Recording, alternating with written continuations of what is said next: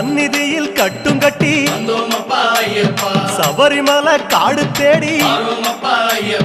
கட்டுமுடி 2 கட்டி காந்தமலை ஜோதி காண சபரிமலை பயணந்தானப்பா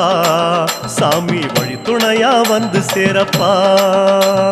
சபரிமலை பயணந்தானப்பா சாமி வழி துணையா வந்து சேரப்பா குருசாமி கால தொட்டு கூடி ஒரு சரணமிட்டு